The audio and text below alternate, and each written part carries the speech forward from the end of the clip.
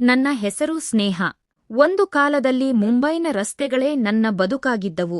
ಬಡತನದ ಕರಾಳ ಹಸ್ತ ನನ್ನನ್ನು ಅಸಹಾಯಕಳನ್ನಾಗಿ ಮಾಡಿತ್ತು. ನನಗೆ ಬೇರೆ ಯಾವ ಕೆಲಸವೂ ತಿಳಿದಿರಲಿಲ್ಲ. ಹೊಟ್ಟೆಪಾಡಿಗಾಗಿ ಅನಿವಾರ್ಯವಾಗಿ ತಪ್ಪು ದಾರಿಯನ್ನು ಆಯ್ದುಕೊಂಡಿದ್ದೆ. ಒಂದು ದಿನ ರಾತ್ರಿ ನಾನು ರಸ್ತೆಯ ಪಕ್ಕದಲ್ಲಿ ಕುಳಿತಿದ್ದೆ. ನನ್ನ ಹೃದಯ ಮತ್ತು ಮನಸ್ಸು ಎರಡೂ ಶೂನ್ಯವಾಗಿದ್ದವು. ಚಳಿಗಾಲದ ಆ ರಾತ್ರಿ ನನಗೆ ತುಂಬಾ ಯಾವ್ದಾದ್ರು ವ್ಯವಹಾರ ಕೈ ಹಾಕೋದಾಗ್ಲಿ ಎಲ್ಲಾನು ನೋಡ್ತಿದ್ವಿ, ಬಟ್ ಯಾವ್ದೂ ಮುಂದುವರಿತಿರ್ಲಿಲ್ಲ. ಎಲ್ಲ ಅಲ್ಲಿಗೆ ಸ್ಟಾಪ್ ಆಗೋದು, ಎಲ್ಲ ನೋಡಿ ನೋಡಿ ಸುಮ್ಮನಾಗ್ತಿದ್ವಿ. ಕಂಟಿನ್ಯೂಸ್ ಆಗಿ ಒಂದು ಒಳ್ಳೇದಾಗಿರೋದು ಅಂದ್ರೆ ಇಲ್ಲಿಗೆ ಬಂದ್ಮೇಲೆ. ನಾನು ಏನೇ ಕೇಳೋಕ್ಕಿಂತ ಮೊದಲು ಇಲ್ಲಿಗೆ ಬಂದಾಗಿಂದ ದೇವ್ರು ನಾನು ಕೇಳೋಕ್ಕಿಂತ ಮೊದಲೇ ಎಲ್ಲ ಕೊಟ್ಟಿದ್ದಾರೆ. ಫೇಸ್ಬುಕ್ಕಲ್ಲಿ ನೋಡಿದೆ, ಬಂದೆ. ಅವಾಗಿಂತ ಈಗ ಹೆಲ್ತು ಎಷ್ಟೋ ಇಂಪ್ರೂವ್ ಆಗಿದೆ, ಪ್ರಾಬ್ಲಮ್ ಏನಿಲ್ಲ. ಈಗ ನಂಬ್ಕೊಂಡು ಬಂದಿರೋರ್ನಂತೂ ಕೈ ಬಿಡಲ್ಲ ಅನ್ನೋದು ನಂಗೂ ಒಂದು ನಂಬಿಕೆ ಇದೆ. ನಿಮ್ಮ ನಂಬಿಕೆಗೆ ಇಲ್ಲಿ ಮೋಸವಿಲ್ಲ. ನೀವು ಪ್ರೀತಿಯಲ್ಲಿ ನಂಬಿ ಮೋಸ ಹೋಗಿದ್ದರೆ, ಇಷ್ಟಪಟ್ಟವರು ನೆಮ್ಮದಿಯಾಗಲು ಸ್ತ್ರೀ ವಶೀಕರಣ, ಡೈವರ್ಸ್ ಪ್ರಾಬ್ಲಮ್, ಮದುವೆ, ಆರೋಗ್ಯ, ಸಂತಾನ, ಮಾಟಮಂತ್ರ ನಿವಾರಣೆ, ನಿಮ್ಮ ಜೀವನದ ಯಾವುದೇ ಗುಪ್ತ ಕಠಿಣ ಸಮಸ್ಯೆಗಳಿಗೆ ಎಷ್ಟೋ ಸಾವಿರಾರು ಕುಟುಂಬಗಳಿಗೆ ಪರಿಹಾರವನ್ನು ಮಾಡಿಕೊಟ್ಟಿರುತ್ತಾರೆ. ಗುರುಗಳಿಗೆ ಹಿಂದೆ ಕರೆ ಮಾಡಿ. Mobile number 9611642526 ಭಾರವೆನಿಸುತ್ತಿತ್ತು. ತೆಳ್ಳಗಿನ ಬಟ್ಟೆ ಧರಿಸಿ ಚಳಿಯಲ್ಲಿ ಅಲೆಯುವುದು ದೈಹಿಕವಾಗಿ ಮಾತ್ರವಲ್ಲದೆ ಮಾನಸಿಕವಾಗಿಯೂ ನರಕವಾಗಿತ್ತು. ನಾನು ಊಟ ಮಾಡಿ 2-3 ದಿನಗಳೇ ಕಳೆದಿದ್ದವು. ಕೇವಲ ನೀರು ಮತ್ತು 5 ರೂಪಾಯಿಯ ಬನ್ ತಿಂದು ಹೊಟ್ಟೆ ಸಮಾಧಾನ ಮಾಡಿಕೊಂಡಿದ್ದೆ. ಕೆಲವೊಮ್ಮೆ ಹಣ ಸಿಕ್ಕಾಗ ಪಬ್ಗಳಿಗೆ ಹೋಗಿ ಅರಿವಿಲ್ಲದೆ ಖರ್ಚು ಮಾಡುತ್ತಿದ್ದೆ. ಉಳಿತಾಯದ ಅರಿವಿಲ್ಲದೆ ಮತ್ತೆ ಬೀದಿಗೆ ಬೀಳುತ್ತಿದ್ದೆ. ಅಂದು ನನ್ನ ಬಳಿ ಹಣವಿರಲಿಲ್ಲ. ಹಸಿವಿನಿಂದ ಒದ್ದಾಡುತ್ತಿದ್ದೆ. ನಮ್ಮಂತಹವರನ್ನು ಸಮಾಜ ಗಲೀಜು ಎಂದು ಭಾವಿಸುತ್ತಿತ್ತು. ಶ್ರೀಮಂತರು ಯಾವಾಗಲೂ ಶುಚಿಯಾದ ಸ್ಥಳಗಳ ಮಹಿಳೆಯರನ್ನು ಹುಡುಕುತ್ತಿದ್ದರು. ಆದರೆ ನನ್ನ ಪರಿಸ್ಥಿತಿ ದಯನೀಯವಾಗಿತ್ತು. ಚಳಿಯಲ್ಲಿ ನಡುಗುತ್ತಾ ನಾನು ದೇವರಲ್ಲಿ ಪ್ರಾರ್ಥಿಸಿದೆ, ಇಂದು ಹಸಿವು ನೀಗಿಸು ಎಂದು. ಅಷ್ಟರಲ್ಲಿ ಒಂದು ದುಬಾರಿ ಕಾರ್ ಬಂದು ನನ್ನ ಮುಂದೆ ನಿಂತಿತು.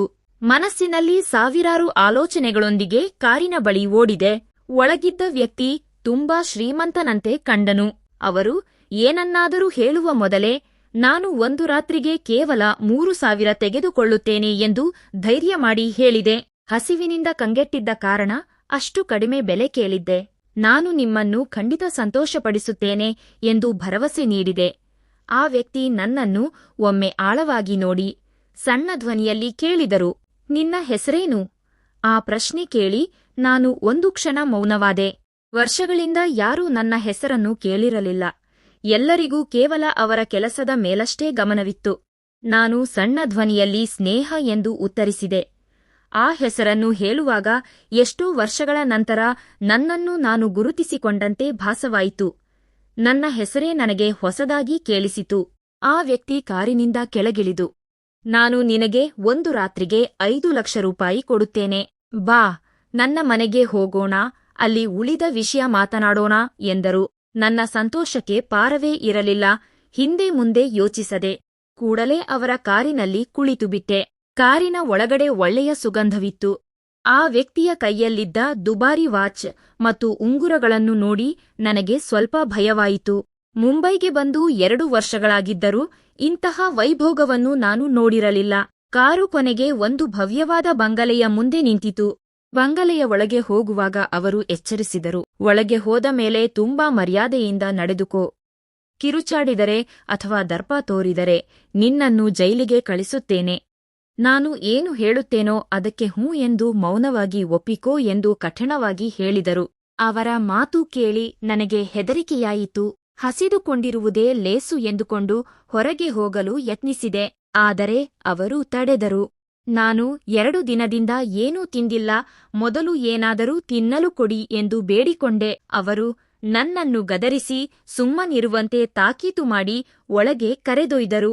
ಒಳಗೆ ದೊಡ್ಡ ಸಮಾರಂಭವೇ ನಡೆಯುತ್ತಿತ್ತು. ಎಲ್ಲರೂ ಶ್ರೀಮಂತರು, ದುಬಾರಿ ಉಡುಪು ಧರಿಸಿದ್ದರು. ಬಹುಶಃ ನಾನು ಇಲ್ಲಿ ನೃತ್ಯ ಮಾಡಬೇಕೇನೋ ಎಂದುಕೊಂಡೆ. ಆದರೆ ಆ ವ್ಯಕ್ತಿ ಎಲ್ಲರ ಮುಂದೆ ನನ್ನ ಕೈ ಹಿಡಿದು, ಇವಳೇ ನನ್ನ ಹೆಂಡತಿ ಸ್ನೇಹ. ನಾವು ಕಳೆದ 2 ವರ್ಷಗಳಿಂದ ಪ್ರೀತಿಸುತ್ತಿದ್ದೇವೆ ಎಂದು ಘೋಷಿಸಿದರು. ಅವರ ಮಾತು ಕೇಳಿ ನಾನು ಸ್ತಬ್ಧಳಾದೆ. ಅವರ ತಾಯಿ ಅಲ್ಲಿದ್ದ ಸಿಟ್ಟಿನಿಂದ ಬಂದು, ಏನಿದು ಹುಚ್ಚಾಟ, ಬೀದಿಯ ಹುಡುಗಿಯನ್ನು ಹೆಂಡತಿ ಎಂದು ಪರಿಚಯಿಸುತ್ತಿದ್ದೀಯಾ ಎಂದು ಕಿರುಚಿದರು.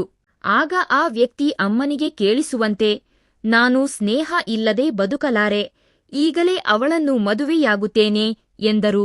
ಹೊಟ್ಟೆ ಹಸಿವು ಮತ್ತು ಈ ನಾಟಕದ ನಡುವೆ ನಾನು ಮೌನವಾಗಿರಬೇಕಾಯಿತು.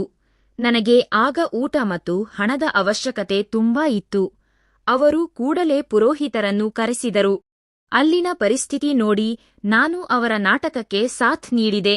ಅನಿವಾರ್ಯತೆ ನನ್ನನ್ನು ಸುಳ್ಳು ಹೇಳುವಂತೆ ಮಾಡಿತ್ತು. ಅವರು ನನಗೆ ಸ್ವತಃ ಕೈಯಾರೆ ಊಟ ಮಾಡಿಸಿದರು.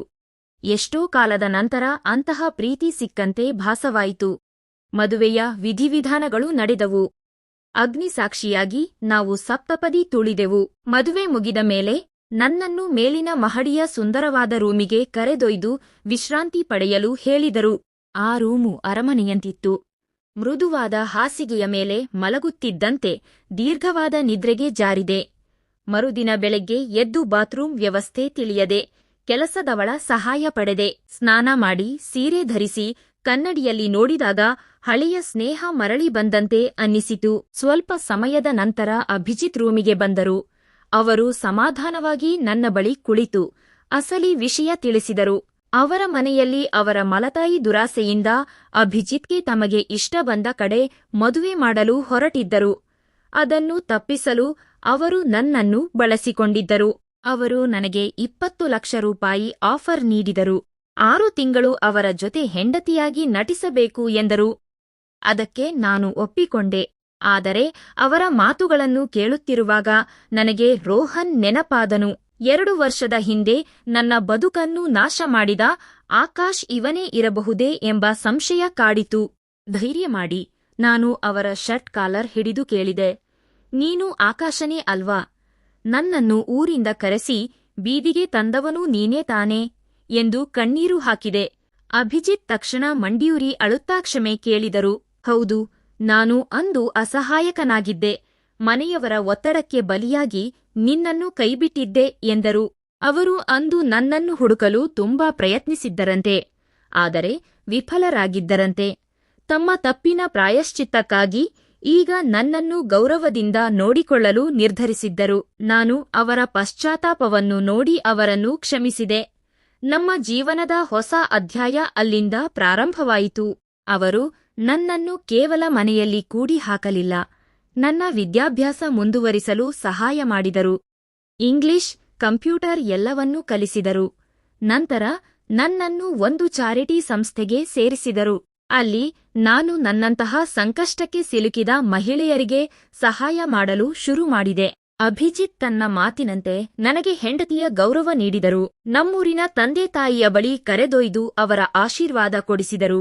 ಇಂದು ನಾನು ಒಬ್ಬ ಸಂತ್ರಸ್ತೆಯಲ್ಲ, ಬದಲಾಗಿ ಇತರರಿಗೆ ದಾರಿದೀಪವಾಗುವ ಸಹಾಯಕಿಯಾಗಿದ್ದೇನೆ. ಸಮಾಜ ಕೂಡ ನನ್ನನ್ನು ಈಗ ಗೌರವದಿಂದ ಕಾಣುತ್ತಿದೆ. ಈ ಕಥೆಯ ಮೂಲಕ ನಾನು ಹೇಳಬಯಸುವ ಸಂದೇಶವೇನೆಂದರೆ, ಆನ್ಲೈನ್ ಸಂಬಂಧಗಳನ್ನು ಕುರುಡಾಗಿ ನಂಬಬೇಡಿ. ಪ್ರೀತಿ ಮತ್ತು ಹಣದ ಆಸೆಯಲ್ಲಿ ತಂದೆ ತಾಯಿಯನ್ನು ದೂರ ಮಾಡಿಕೊಳ್ಳಬೇಡಿ. ಬದುಕಿನಲ್ಲಿ ಎಷ್ಟೇ ದೊಡ್ಡ ತಪ್ಪುಗಳಾದರೂ ಪಶ್ಚಾತ್ತಾಪ ಮತ್ತು ಸತ್ಯವಿದ್ದರೆ ದೇವರು ಖಂಡಿತ 2ನೇ ಅವಕಾಶ ನೀಡುತ್ತಾನೆ. ಸ್ವಾವಲಂಬನೆಯೇ ಜೀವನದ ಅತಿ ದೊಡ್ಡ ಗೌರವ.